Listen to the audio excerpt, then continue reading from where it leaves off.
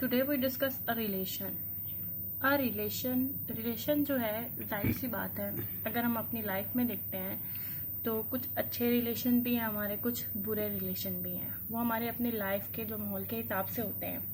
कुछ रिश्ते जैसे हमारे बहन भाइयों के आपस में, मियाँ बीवी के, इस तरीके से। लेकिन मैथ्स में जो कुछ रिलेशन है वो भी एक रिलेशन ही है, एक सेट का बी के साथ, लेकिन और उसमें भी कोई कंडीशन ही होती है ऑर्डर्ड पेयर्स के हिसाब से। टुडे हम इस चीज को आज डिस्कस करेंगे। A relation from a set A to a set B. देखें, इसमें सबसे पहले दो सेट्स का जिक्र किया गया है, एक सेट ए का और एक सेट बी का। और हमने कहा रिलेशन जो है कोई से दो सेट्स के बिटवीन में है। इसका मतलब इज जस्ट, आगे देखें क्या लाइन है, is just a subset of A cross B. अब ए क्रॉस बी मैंने आपको कल बताया था कार्टेशियन प्रोडक्ट। जो कार्टेशियन प्रोडक्ट थी हमारी, हम उसको क्या कहते हैं, ए क्रॉस बी कहते हैं। अब वो ये कह रहा है हमें कि ए क्रॉस बी के subsets.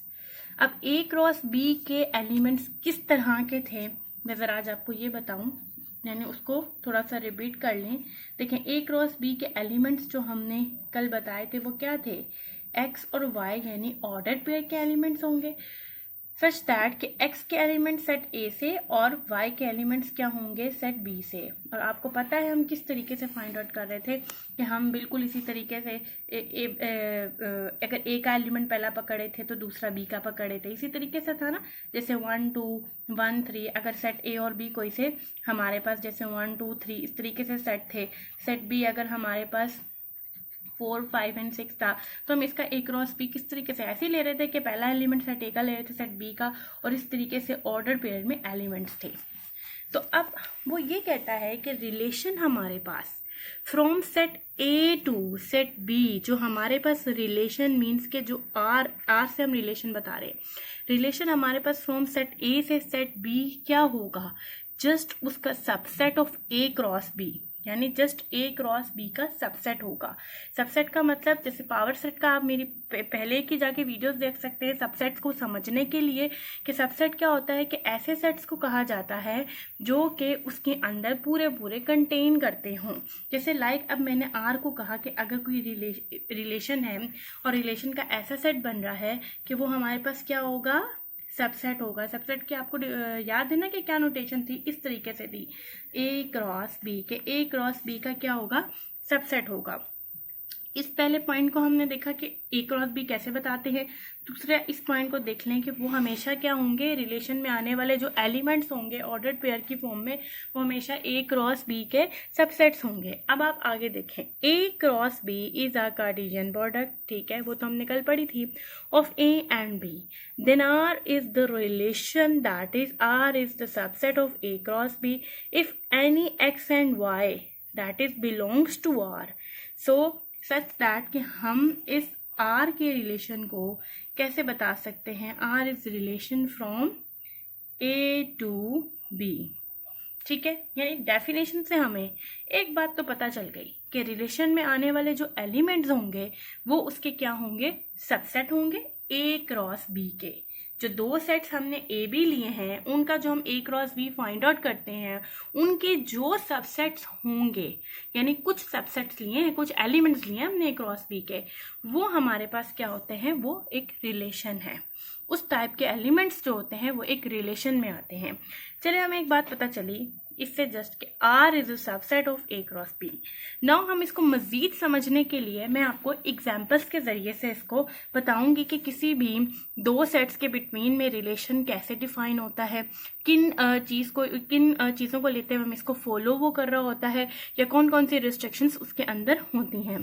First we take in first example to understand it, that is अगर हम कहते हैं कि हमारे पास एक रिलेशन है आर, लेट मैंने सेट लिया A is equal to 1 2 3 4 5 6 and R is relation defined as, ठीक है ना, and R that is the relation defined as. देखिए उसका रिलेशन किस तरीके से डिफाइंड है, रिलेशन की उसने एक रिस्ट्रिक्शन बता दी है। देखें, रिलेशन में ऐसे एलिमेंट्स होंगे एक्स एंड वाई, ऐसे ऑर्डर पेयर के एलिमेंट्स होंगे कि such that y is equal to x plus 1, and y is belonging to A. पहले हम इसको समझ लेते हैं कि ये मैंने आखिर क्या लिखा है। मैंने कहा कि मेरे पास एक सेट ए है जिसके एलिमेंट्स ये हैं, रिलेशन डिफाइंड एज, और हमें एक रिलेशन भी बता दिया है कि ए टू, ये हमारे पास क्या है, ए टू ए रिलेशन है। ठीक है, then R is a relation from A to A. A to A भी हो सकता है, अपने सेट के बीच में भी हो सकता है रिलेशन, लेकिन जरूरी है कि जो रिस्ट्रिक्शन, जो डेफिनेशन उसने रिलेशन की बताई होगी उसी के हिसाब से उसके अंदर एलिमेंट्स आएंगे। अच्छा, हमने कहा कि लेट ए हमारे पास एक सेट है और रिलेशन डिफाइंड एज है हमारे पास इस तरह का, और ये रिलेशन जो है वो ए टू ए सेट पे बन रहा है, यानी सेट ए का सेट ए के साथ ही रिलेशन है। तो अब हमारे पास according to condition, here we can see that कि अकॉर्डिंग टू कंडीशन आप मुझे बताएंगे कि हमारे पास इसमें देखें, पहला एलिमेंट जो होगा वो सेट ए से बिलोंग करेगा और दूसरा एलिमेंट हमारे पास सेट बी से बिलोंग करेगा। ओ सॉरी, सेट ए का ही होगा, दूसरा भी सेट ए का ही होगा क्योंकि एक्स और वाई दोनों ए के हैं। ठीक है, देखें सेट ए से ये भी होगा, सेट ए से ये भी होगा। एक तो ये समझ आ गई बात। और अब आप ये देख सकते हैं कि जो एक्स को जो आप वैल्यू देंगे ना, एक्स की वैल्यू जो भी यहाँ पर आएगी, अगर आप इसको 1 कहते हैं, देखिए पहला वाला एलिमेंट 1 है ना, आपने इसको 1 कह दिया, तो y के एलिमेंट क्या होगी, उसमें +1 एक ऐड, समझ आ रही है। देखिए x को अगर आप 1 की वैल्यू देते हैं तो y की वैल्यू क्या होगी, उस x में एक +1 ऐड करते हैं। तो इसके हिसाब से अगर आपने x को 1 कहा है तो y की वैल्यू आपके पास क्या आ जाएगी, 2, according to the relation condition. जो रिलेशन की कंडीशन दी है मैं उसके हिसाब से बता रही हूँ। देखिए मैं इस रिलेशन को यहाँ पे लिख देती हूँ उठाकर, जस्ट समझाने के लिए रफ में। आप देखें x+1 है ना, अगर मैं x को 1 कहती हूँ, ठीक है, तो मेरे पास x आपके पास क्या है, इक्वल टू 1। लेकिन जब आपने y की वैल्यू निकालनी है तो ऑब्वियस सी बात है कि y हमारे पास क्या है, उस 1 में एक दफा 1 और ऐड कर दो। x+1 है ना, यानी उस 1 में एक दफा 1 प्लस एक और ऐड कर दो, तो y इक्वल टू 2 हो गया। इस तरीके से हमने इसको लिखा। अब हम आगे देखें, जब तक हमने चलते रहना है, जब तक हमारे पास ये कंडीशन फुलफिल हो रही है। देखिए कहाँ तक हो रही है कंडीशन। अब मैंने अगर x को 2 कह दिया तो हमारे पास अब क्या आ जाएगा, 3, अकॉर्डिंग टू कंडीशन। सही कर रही हूँ ना। देखिए 2 को x कहा और y मेरे पास 3 हो गया, उसमें +1 ऐड कर दिया। अच्छा, बिल्कुल इसी तरीके से आप अलग से रफ में करके देख लें। अच्छा, उसके बाद हमारे पास जब मैंने इसको 3 कहा तो ये एक ऐड करने की वजह से y की वैल्यू आपके पास हो गई 4। अच्छा, नेक्स्ट देखें, जब मैंने इसको 4 कहा तो y की वैल्यू मेरे पास होगी 5। जब मैं नेक्स्ट की तरफ मूव की तो जब मैंने इसको 5 कहा तो नेक्स्ट आने वाली वैल्यू मेरी हो गई 6। अब आगे देखिएगा, अगर अब मैं इसको मजीद देखें, मैं अगर यहाँ पर लिखती हूँ, पेंसिल से लिखती हूँ मैं इसको, देखें अगर मैं इसको यहाँ पर लिखती हूँ, अब मेरे पास अगर यहाँ पर 6 है, ठीक है, आगे नेक्स्ट नंबर तो 6 ही होगा x का, तो नेक्स्ट यहाँ पे क्या बनेगा, 7 बनेगा। लेकिन ये इसमें नहीं होगा। इसकी क्या वजह है, ये वाला पेयर, ऑर्डर पेयर इसमें नहीं होगा। इसकी वजह ये है कि ये इस सेट का एलिमेंट नहीं है। देखिए 7 इस सेट के अंदर नहीं आ रहा, ऐसा ही है ना, 7 इस सेट का एलिमेंट नहीं है। लेकिन मेरे रिलेशन की रिस्ट्रिक्शन क्या है कि x और y both are belongs to set A. मैं देख रही हूँ कि ये एलिमेंट तो x से a से तो बिलोंग कर रहा है, लेकिन ये नहीं कर रहा हूँ। इसलिए मेरी कंडीशन के मुताबिक मेरे जो एलिमेंट्स के सेट्स होंगे उसमें ये 6 और 7 नहीं आएगा, ठीक है, और मैं अपना सेट यहीं पर ही क्लोज कर दूंगी। इस वजह से मेरे पास ये वाला सेट नहीं आएगा, ये वाला ऑर्डर पेयर नहीं आएगा, और मैं यहीं इसको खत्म कर दूंगी according to my relation condition, कि मेरे रिलेशन को मुझे इस तरीके से यहाँ पर बताया गया है कि सेट ए टू ए ऐसा रिलेशन होगा कि जब भी मैं x को 1 दूंगी तो y उसका एक और ऐड होकर आ जाएगा, 1 2 2 3। लेकिन एक शर्त ये भी है कि दोनों एलिमेंट सेट ए के ही होंगे उस ऑर्डर पेयर में, यहाँ और यहाँ आने वाले। अकॉर्डिंग टू दिस कंडीशन मेरे पास जो रिलेशन बनेगा वो जस्ट इन सेट्स के एलिमेंट्स का बनेगा। आपने अगर अभी तक मेरा चैनल सब्सक्राइब नहीं किया तो मेरा चैनल सब्सक्राइब कर दें ताकि आने वाली न्यू वीडियोस आपको मेरी मिलती रहें। Let we take an second example to understand a relation from the set A to B. हमारे पास अगर एक सेट ए गिवन है 1 2 3 एंड 4 और हमारे पास सेट बी देखें गिवन है 1 से 10 तक, ठीक है, 1 2 3 4 5 6 7 8 9 10 सारे एलिमेंट्स इसमें आ गए। अब आपको कहा जाता है कि आप रिलेशन आपको गिवन है, ये रिलेशन है ए टू बी, और आपको कहा जाता है कि रिलेशन यानी जो आपका ये जो आर है इसके ऑर्डर पेयर्स जो बनने वाले एलिमेंट्स है इसके फाइंड आउट करें। और आपको ये क्या दे दी गई है, एक शर्त दे दी गई y is equal to 3x, ठीक है, यानी जब भी आप x को कोई वैल्यू देंगे तो वो y का क्या होगा, 3 गुना होगा। अब देखिए हम इसको निकालते हैं किस तरीके से। आप यहाँ पर लिखेंगे r, इस ऑर्डर पेयर को आपने लिखा। देखिए आपके पास x की वैल्यू क्या है, हमारे पास पहला एलिमेंट क्या होगा, अकॉर्डिंग टू कंडीशन हमारे पास ये पहला एलिमेंट ए से बिलोंग करेगा, दूसरा एलिमेंट हमारे पास सेट बी से बिलोंग करेगा, ठीक है, मैंने यहाँ पर एरो से बता भी दिया। अब पहला आने वाला एलिमेंट अगर मैं यहाँ पर 1 कहती हूँ, ठीक है, तो कंडीशन के मुताबिक अगला एलिमेंट क्या होगा, दैट इज 3, सही। अब इसी तरीके से अगर मैं फर्स्ट एलिमेंट को 2 कह देती हूँ, क्योंकि वो सेट ए से लेना है हमने 2 कहा जब इसको, तो ये क्या बन जाएगा 6, ठीक है।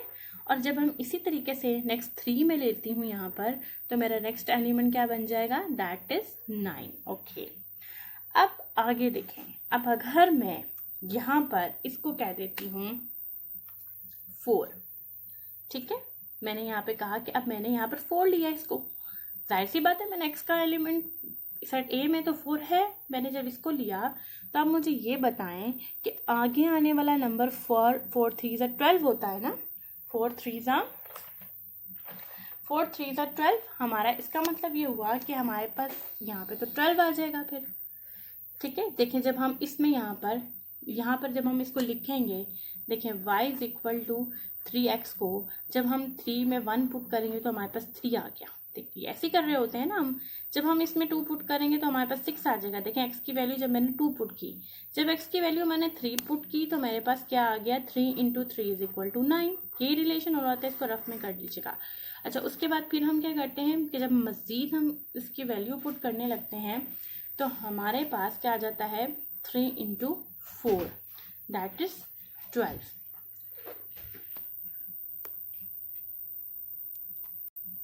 अब x की वैल्यू जब मैंने यहाँ पर x इज इक्वल टू 4, यहाँ पर जब मैंने 4 रखा तो आप देख सकते हैं y की वैल्यू हमारे पास 12 हो गई। अब आप देखते हैं कि यहाँ पर हमारे पास x अगर 4 है तो 12 जो है वो सेट b का एलिमेंट होगा ना। आप देख सकते हैं कि सेट b में तो 10 तक एलिमेंट्स हैं, तो ये सेट b के एलिमेंट से तो बाहर जा रहा है ना, उस सेट में से, उस सेट के अंदर तो नहीं आ रहा। लेकिन रिलेशन की क्या मेरे पास रिस्ट्रिक्शन है कि y must be belongs to b, कि y का सेट b के साथ बिलोंग करना ज़रूरी है। इस वजह से हमारे पास ये वाला पेयर इसके अंदर नहीं आएगा और हमारे पास जस्ट यही पेयर्स होंगे। मैं इनको दोबारा इस r को लिखती हूँ आपके सामने, देखें 1 3, यानी ये वाला हमारे पास पेयर होगा, ठीक है, 3 and 9। ये हमारे पास रिलेशन है r from a to b, और इसमें आने वाले ऑर्डर्ड पेयर्स हमारे पास इस तरीके से यूँ होंगे। और एक और चीज़ आप देख सकते हैं कि हमारे पास फर्स्ट आने वाला एलिमेंट सेट ए का ही होगा और सेकंड आने वाला एलिमेंट सेट बी का ही होगा। और जब ये सेट बी से बाहर हो जाएंगे और हमें ऐसा लगेगा कि सेट ए का एलिमेंट मैंने इसमें डाला इसके अंदर एक्स में, तो मेरे पास वाई की वैल्यू उस सेट बी से बाहर आ रही थी, तो मैंने वहीं पर अपने प्रोसीजर को स्टॉप कर देना है। और आप देख सकते हैं कि it is a subset of A cross B. अगर आप ए क्रॉस बी वो इतना कार्टेशियन प्रोडक्ट अगर आप वो प्रोसीजर करते हैं ना, तो ये वाले एलिमेंट्स ऑब्वियस सी बात है उसके सबसेट्स होंगे, ऑब्वियस सी बात है, क्योंकि पहला एलिमेंट सेट ए का ले रहे हैं आप और दूसरा सेट बी का, ठीक है। तो इस वजह से ये इसका सबसेट भी हो गया अकॉर्डिंग टू द डेफिनेशन जो हमने बताया। Now we will move to its arrow diagram. हम इसकी एरो डायग्राम की तरफ अब मूव करते हैं। हमारे पास इसी एग्जाम्पल को लेते हुए मैं जो हूँ मूव करूँगी कि हम इसको डायग्राम की मदद से रिलेशन को किस तरीके से बता सकते हैं। इसी एग्जाम्पल को ले लेते हैं। हमारे पास सेट ए जो है वो जो गिवन है, देखें आपने एक इस तरीके से यूँ बनाया, इसमें सेट ए के एलिमेंट्स यहाँ पे लिखने हैं और सेट बी के यहाँ पर 1 2 3 एंड 4, ठीक है। और ये हमारे पास सेट बी के क्या होंगे 1 2 3 4 5 6 7 8 9 10, ठीक है। हमारे पास इस तरीके से आगे। अब आपने यहाँ पर क्या गिवन है, हमारे पास रिलेशन है that is R from A to B. आपने एरो की मदद से इस तरीके से बता देना है कि आपका रिलेशन ए से बी की तरफ है। और जो बाकी आपने देखे, जब आपने 1 पुट किया, ठीक है, x में, तो आपके पास क्या आ रहा है 3। आपने एरो के साथ यहाँ पर यू बना के ऐसे यू एरो डाल दिया, ठीक है। जब आप 2 पुट कर रहे हैं तो आपके पास 6 आ रहा है। अपने रिलेशन को देखिएगा यहाँ पर, जब आप 2 पुट कर रहे हैं तो 6 आ रहा है। आपने इसको यूं एरो बना देना है अपने रिलेशन में। जब आप 3 पुट कर रहे हो तो आपके पास 9 आ रहा है। 3 पुट करने पर हमारे पास 9 आ गया, हमने ये रिलेशन बना दिया। So this is a method. आपने बिल्कुल अपने रिलेशन के हिसाब से देखना है, जो वैल्यू आप जिसको पुट कर रहे हो और जो आपके पास आउटपुट आ रही है, इनपुट देने पर जो आपके पास आउटपुट आ रही है, आपने उस आउटपुट की तरफ एरो के निशान के साथ आपने इसको इस तरह से यूं शो कर देना है, ठीक है। This is a method to, it's a representation of a arrow diagram of a relation. I hope कि आपको मेरा आज का लेक्चर समझ आया होगा। कल इंशाल्लाह मैं इसकी डोमेन और रेंज के बारे में बताऊंगी कि डोमेन ऑफ आर कैसे फाइंड आउट की जाती है, रेंज ऑफ आर कैसे फाइंड आउट की जाती है। इंशाल्लाह कल इसके बारे में डिस्कस और further functions onto into function आगे मेरी जो फर्दर वीडियोस आएंगे इंशाल्लाह इसके ऊपर आएंगी। अल्लाह हाफिज़।